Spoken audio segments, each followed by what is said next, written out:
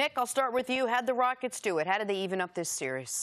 Defensively, they did what they've been doing the whole series long, which is run everyone off the three-point line, make the greatest three-point shooting team over an extended stretch in NBA history, the most potent three-point shooting team, into a two-point shooting and layup team, dare Andre Iguodala and Draymond Green to beat him. And for the first time in this series, Andre Iguodala was not able to come through on those open shots. The only three he made was the one at the end of the quarter's time winding down. And then trust that James Harden could either outduel or at least play Kevin Durant to a standstill, and then that they have the better supporting cast. And with the way Steph played well last night, but Klay did not.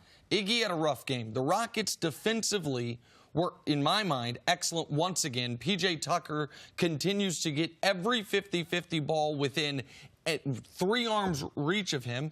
And the Rockets are making the Warriors play an uncomfortable style of basketball. And that, combined with the fact you just know the Rockets are going to hit 15 or so threes. Last night they hit 17. They shot 50 threes. It's the third time in NBA history that's ever been done in a playoff game, all 3 times by the Daryl Morey, James Harden, Houston Rockets. And that's what allowed them to build a 17-point lead. Now, they almost gave it away at the end, and even at the very end, I don't know what they were talking about in the timeout, because Kevin Durant comes off wide open with the exact shot he wants. Then they get fortunate enough to get the same one for Steph. But the Rockets did what they absolutely had to do, which is win both games at home. And now they're in a similar position to last year, where with one of the greatest teams ever, it's down to a best of 3. And they'll take their chances from there. Yeah, one thing they decided to do was go small. They went with a small lineup. Austin Rivers, he contributed 10 points, made some big plays for them, defensive stops for them. That's one of the reasons why they get the win. This was their 12th win at home. So they've been playing well leading back to the regular season. 12th win in a row. 12 wins in a row at home.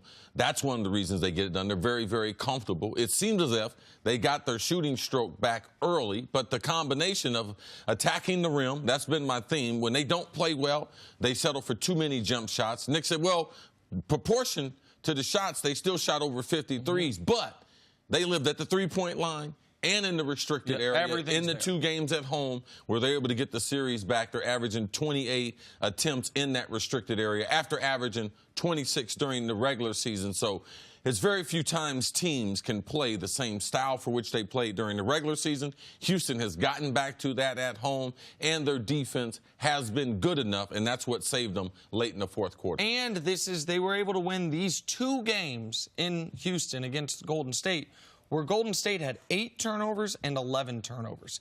And that's key. That's a great sign. Because typically the one bugaboo the Warriors have had during this unprecedented run is they will kick the ball around the court. They will turn the ball over. And for you to beat them twice, where they have a combined 19 turnovers in 2 games. Especially when they're fully engaged in playoff mindset. Yep.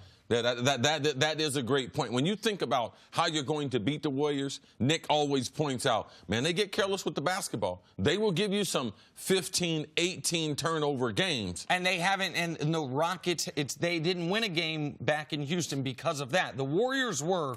The Warriors weren't lackadaisical from the opening tip. There wasn't a moment in the game where they lost focus. The Rockets were better. The Warriors were very fortunate to be in position to force overtime yesterday. The Rockets had played better than them for 43 minutes, and then the final 5 minutes they were just trying to hold on.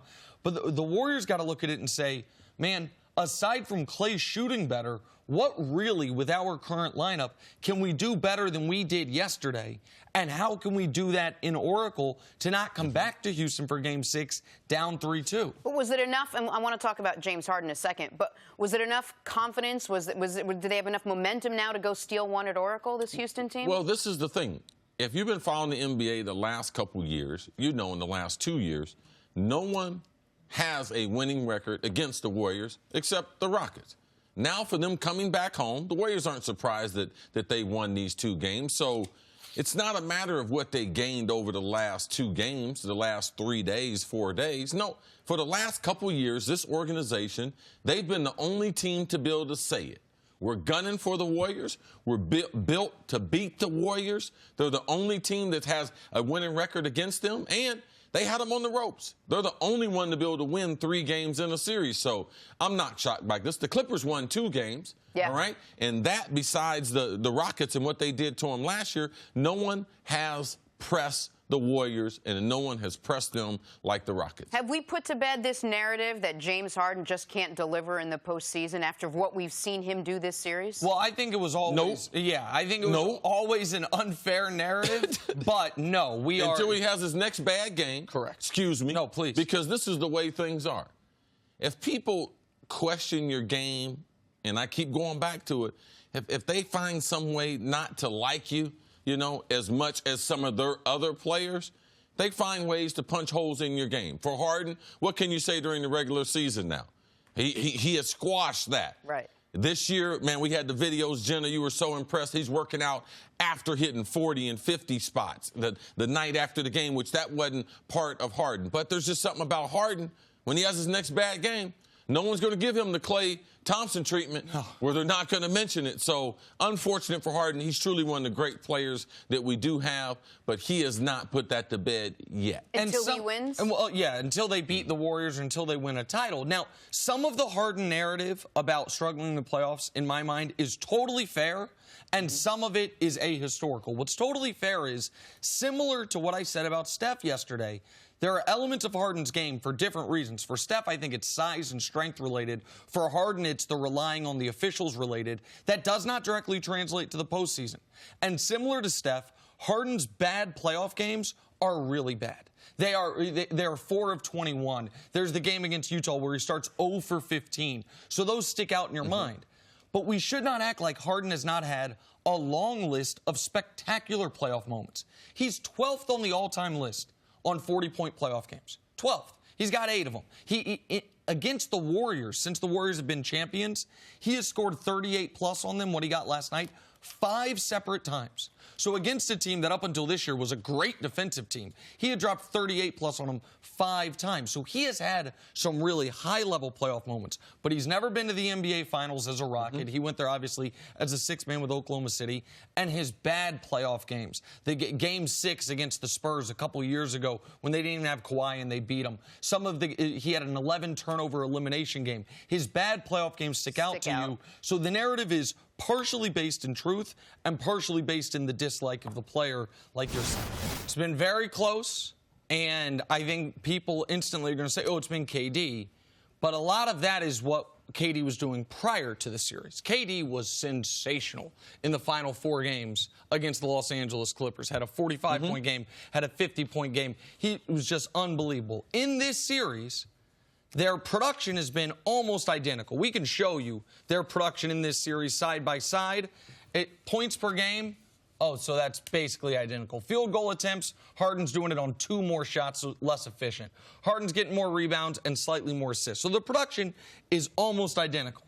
But given the fact that the Warriors' entire defense is based around slowing down Harden, and the Rockets are not basing their defense on slowing down Durant, to me, if the production's the same and one guy's degree of difficulty has been higher, I'm going to give the nod to James Harden, especially when the production's the same, the wins are the same, both 2 wins at home, 2 losses on the road. So all those things are dead even. So to me, by the slightest of margins, it goes to James Harden. Well, if there's a slightest margin, I'm going to look at something else, and that's on the defensive end.